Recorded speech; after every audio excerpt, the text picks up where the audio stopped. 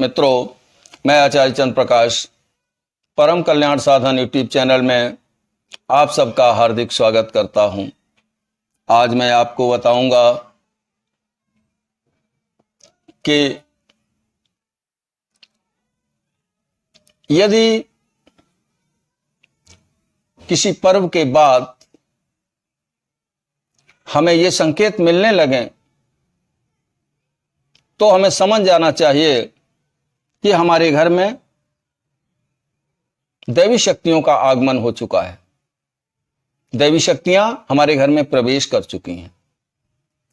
जब दैवी शक्तियों का प्रवेश हमारे घर में होता है तो हमें कुछ लक्षण दिखाई पड़ते हैं। हालांकि यदि आसुरी शक्तियों का भी प्रवेश हमारे घर में होता है तो लक्षण आते हैं, लेकिन वो लक्षण हमें पतन की ओर ले जाते हैं, हमें बर्बादी की ओर ले जाते हैं, हमारा पतन का रास्ता प्रशस्त कर देते हैं वो।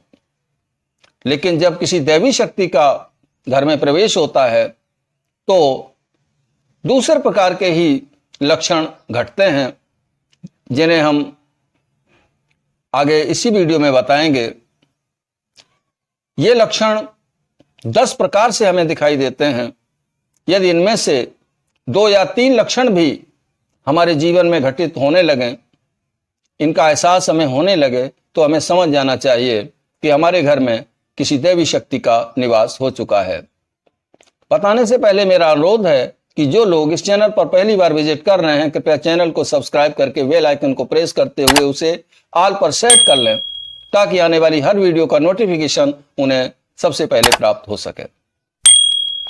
आइए मित्रों, बात करते हैं वो 10 लक्षण कौन कौन से हैं जिनसे हम आसानी से जान सकते हैं कि दैवी शक्तियां हमारे घर में आ चुकी हैं। तो पहला प्रमाण क्या है, पहला संकेत क्या है?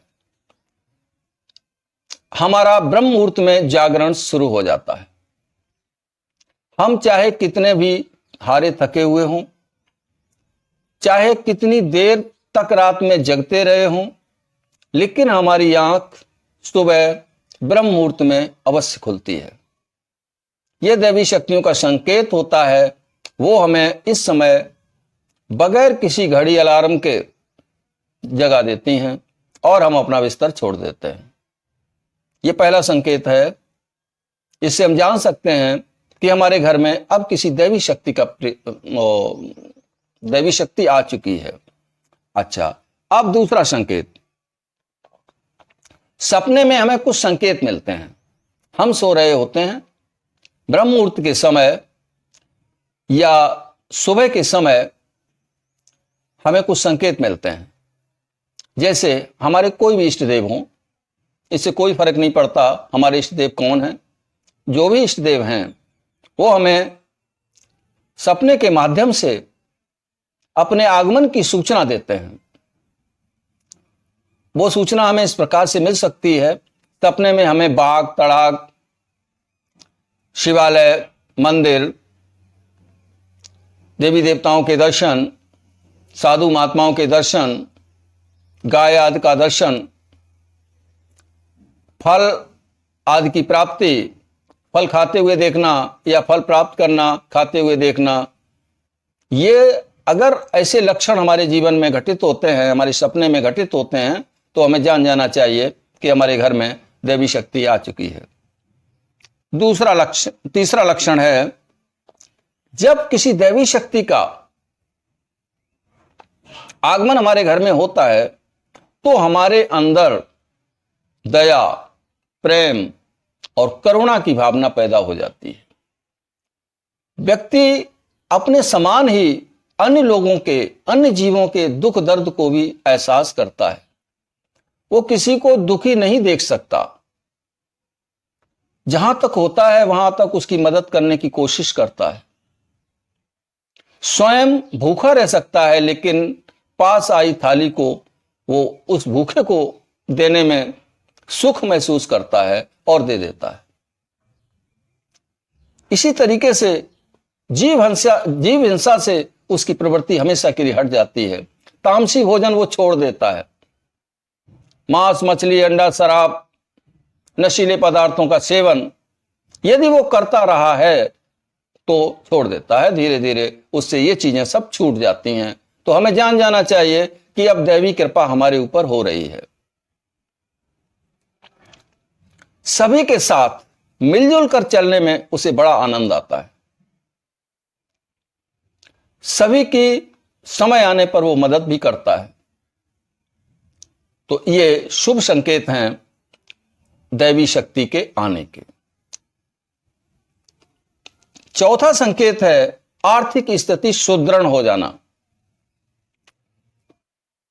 हमारे जीवन के लिए पैसा अनिवार्य तो नहीं है, परंतु आवश्यक जरूर है। बिना आर्थिक संपन्नता के व्यक्ति अपने आवश्यक कार्यों को भी पूरा नहीं कर पाता है, मन ही मन दुखी रहता है, चिंता सताती है उसको और उसका सुख चैन छिन जाता है, स्वास्थ्य गड़बड़ा जाता है, मन महसूस कर रह जाता है कि हमारा अमुक काम पैसे की कमजोरी की वजह से नहीं हो पाया। तो जब दैवी कृपा हमारे ऊपर होती है तो आर्थिक रूप से वह व्यक्ति धीरे धीरे मजबूत होता चला जाता है, उसके बिगड़े हुए काम बनना शुरू हो जाते हैं, पैसे की घर में बचत होना शुरू हो जाती है, जो काम लाखों में संपन्न होना था वो काम हजारों में संपन्न हो जाता है। यदि घर में ऐसी स्थिति पैदा हो रही है तो भी हमें समझ लेना चाहिए कि हमें हमारे इष्ट देव का आशीर्वाद मिल रहा है, उनकी कृपा प्राप्त हो रही है, हमारे घर में दैवी शक्तियों का निवास हो चुका है। अगला संकेत है घर में एकता। विघटन सभी समस्याओं की जड़ होती है।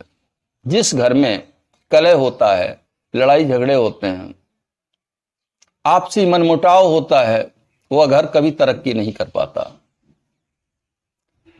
यदि उसके स्थान पर आपसी सामंजस्य हो जाए, घर में एकता आने लगे, तो हमें समझ जाना चाहिए कि भगवान की कृपा हमारे ऊपर हो रही है, भगवान की कोई न कोई शक्ति हमारे घर में आ चुकी है। अगला लक्षण है कार्य का सही चुनाव। देखिए, हानि लाभ, जीवन मरण, जस अपजस, विधिहात, हालांकि ये 6 वस्तुएं भगवान ने अपने हाथ में रखी हैं, फिर भी व्यक्ति अपने विवेक के अनुसार किसी भी नए कार्य को संपन्न करता है। यदि वो विवेकपूर्ण करता है तो उसे सफलता मिलती है, नहीं तो उसका कार्य बिगड़ जाता है, उसका नुकसान हो जाता है, उसमें घाटा पड़ जाता है। जब व्यक्ति के निर्णय लेने की क्षमता अच्छी हो जाती है, सही समय पर वो सही निर्णय लेने लगे, तो समझ जाइए भगवान की कृपा हमारे ऊपर है। अब हमें हमारे तरक्की का रास्ता मिल चुका है। अगला संकेत है बच्चों में अच्छे संस्कार। देखिए, जब हम भगवान पर आश्रित हो जाते हैं, भगवान की पूजा पाठ करते हैं, उनके मंत्र का जाप करते हैं, तो इसका सकारात्मक प्रभाव हमारे बच्चों के ऊपर भी पड़ता है। बच्चों के अंदर बुजुर्गों का सम्मान करने की भावना पैदा हो जाती है, बच्चे आज्ञाकारी हो जाते हैं। भले ही पहले वो अवज्ञाकारी रहे हों, लेकिन अब वो सुधर गए हैं और धीरे धीरे अपने माता पिता की आज्ञा का पालन करने लगे हैं, अपने बुजुर्गों का सम्मान करने लगे हैं। तो आप समझ जाइए ईश्वरी कृपा हमारे घर में आ चुकी है। अगला संकेत है जो भी काम धंधा हम करते हैं, काम धंधे में बढ़ोतरी होना शुरू हो जाती है, काम धंधों में सफलता मिलना शुरू हो जाती है। अल्प प्रयास में ही अधिक फायदा होता है, काम शीघ्र ही बनने लगते हैं। यह भी ईश्वरी कृपा का एक संकेत है, जो ये बताता है कि हमारे घर में दैवी शक्ति आ चुकी है। अगला संकेत है पति पत्नी में प्रेम का उत्पन्न हो जाना। घर में चाहे कितना भी कलह रहता हो, जिस घर में जितना अधिक कलेश होता है, जिस घर में पति पत्नी के बीच में मनमुटाव होता है, वह घर कभी तरक्की नहीं करता। यत्र नार्यस्तु पूज्यन्ते रमन्ते तत्र देवता। जिस घर में नारियों का सम्मान होता है, उन्हें आदर भाव से देखा जाता है, उनके कार्यों की प्रशंसा की जाती है, अच्छे कार्यों की, तो वहां पर देवताओं का निवास अपने आप हो जाता है। उस घर में देवता निवास करते हैं। लेकिन जहां नारियों का अपमान होता है, वहां से देवता और लक्ष्मी सब चले जाते हैं। वो घर नरक बन जाता है। आर्थिक तरक्की में बहुत पीछे चला जाता है, वर्षों पीछे चला जाता है। हमारे साथ यदि ऐसा होता है, हमारे भाव स्त्रियों के प्रति सम्मानजनक होने लगते हैं, तो आप समझिए आपके अच्छे दिन आ गए और देवताओं की शक्ति आपके ऊपर अवतरित होती जा रही है। इसके बाद अंतिम लक्षण यह दिखाई देता है हमें हमारे घर में कि बड़े बुजुर्गों का सम्मान। सभी लोग अपने घर के बुजुर्गों का सम्मान करना शुरू कर देते हैं, उनके अनुभवों से लाभ उठाना शुरू कर देते हैं, क्योंकि बुजुर्गों के बाल सफेद ऐसे ही नहीं होते हैं। उन्हें बहुत सी बातों का तजुर्बा होता है, बहुत सी बातों का अनुभव होता है। वह अनुभव यदि हम ग्रहण करें, उनके अनुभव से यदि हम कुछ फायदा उठाएं, तो बेशक हम जीवन में तरक्की कर सकते हैं। उनका आशीर्वाद यदि हमें मिलता है, तो ये आशीर्वाद उनका नहीं होता, स्वयं परमात्मा आशीर्वाद बुजुर्गों के रूप में दिया करते हैं। अभिवादनशीलस्य नित्यो वृद्धोपसेविना चत्वारतस्य वर्धन्ते आयुर्विद्या यशो बलम। जो अपने से बड़े बूढ़ों का सम्मान करता है, उसकी 4 चीजें बढ़ती हैं। आयु बढ़ती है, उम्र बढ़ती है उसकी, विद्या बढ़ती है, ज्ञान बढ़ता है उसका, यश, उसका चारों तरफ यश फैल जाता है, और उसके सभी बलों में वृद्धि होती है। चाहे वो धन बल हो, चाहे वो पशु बल हो, चाहे वो अन्य किसी प्रकार का बल हो, क्योंकि बल की देवी दुर्गा हैं। 8 प्रकार के बल दुर्गा जी से प्राप्त होते हैं। तो यदि कोई व्यक्ति अपने से बुजुर्गों का सम्मान करता है, उनका आशीर्वाद लेता है, तो उसे ये 8 बल उससे प्राप्त होते हैं। 8 बल कौन कौन से होते हैं, मैं वीडियो लंबा होने की वजह से इस बात को विस्तार नहीं दे रहा हूं, किसी अन्य वीडियो में बताऊंगा। एक चीज मैं आपको बता दूं कि महाभारत का युद्ध सिर्फ अपने बुजुर्ग भीष्म पितामह के आशीर्वाद पर, गुरु द्रोणाचार्य के आशीर्वाद पर, कृपाचार्य के आशीर्वाद पर ही जीता गया था। दुर्योधन का स्वभाव बुजुर्गों प्रति सम्मानजनक नहीं था, उसको वो आशीर्वाद नहीं मिला जो आशीर्वाद युधिष्ठिर महाराज को मिला, और उन्होंने महाभारत के युद्ध में विजयश्री प्राप्त की। तो इस तरीके से जीवन के सर्वांगीण विकास के लिए अगर हमारे जीवन में, हमारे घरों में ऐसे संकेत मिलना शुरू हो जाते हैं, तो आप निश्चिंत हो जाइए कि भगवान की अहेतु की कृपा अब आपके ऊपर हो चुकी है। आपको तरक्की करने से कोई नहीं रोक सकता।